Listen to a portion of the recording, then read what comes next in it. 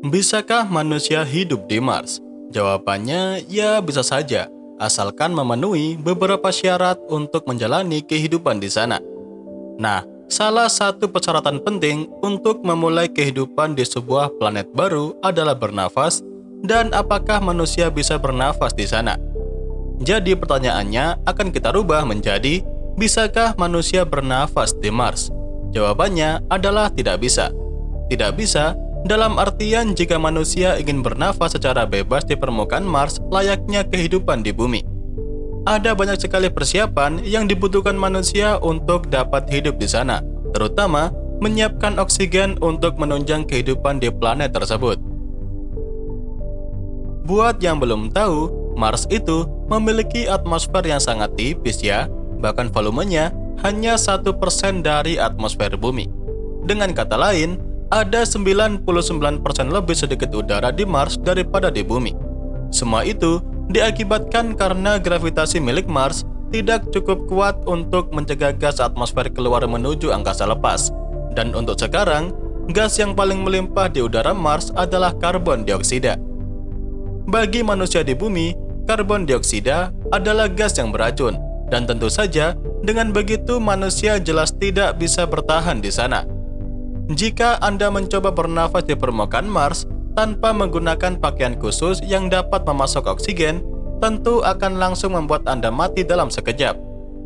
Jika itu terjadi, Anda akan mati lemas dikarenakan tekanan atmosfer yang rendah yang akan membuat darah Anda mendidih dan membuat proses kematian Anda akan menjadi sangat menyakitkan. Mengerikan banget bukan? Tapi kalau kita lihat di bumi sendiri, oksigen itu bukan juga merupakan satu-satunya gas di atmosfer bumi, bahkan bukan juga yang paling melimpah. Pada faktanya, hanya ada sekitar 21% di udara kita yang terdiri dari oksigen, dan hampir semuanya adalah nitrogen. Dan sekarang, Anda mungkin bertanya-tanya, jika ada lebih banyak nitrogen di udara, mengapa kita hanya menghirup oksigen saja?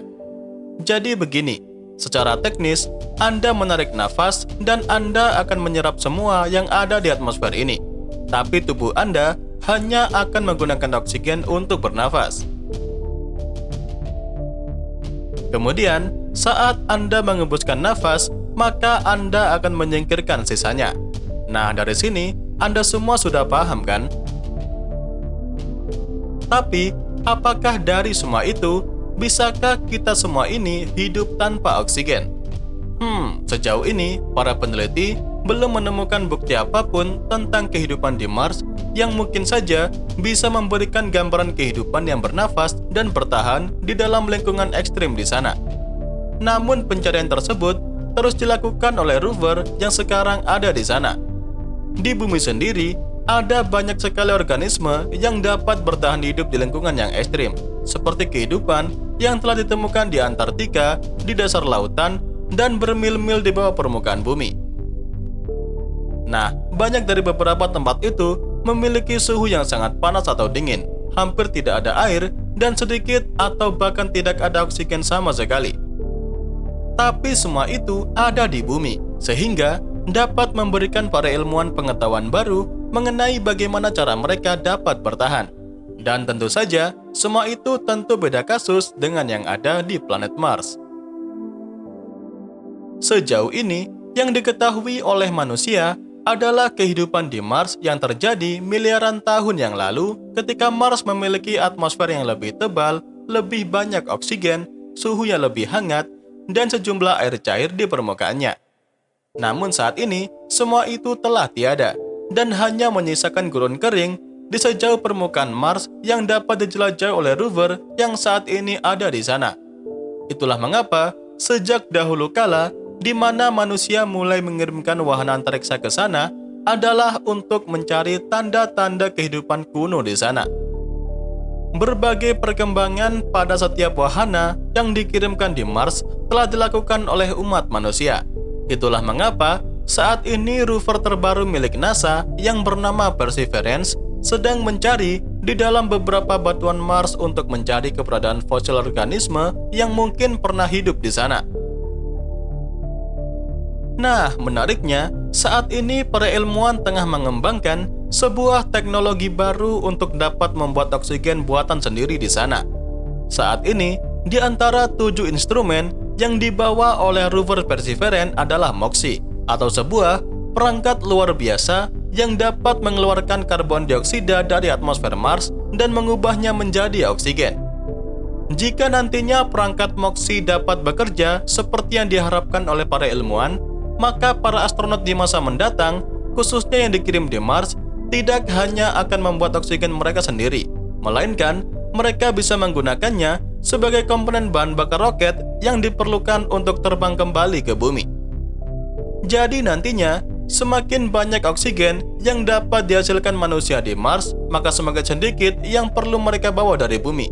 Dan dengan begitu, maka semakin mudah juga bagi para astronot untuk dapat langsung pergi ke sana.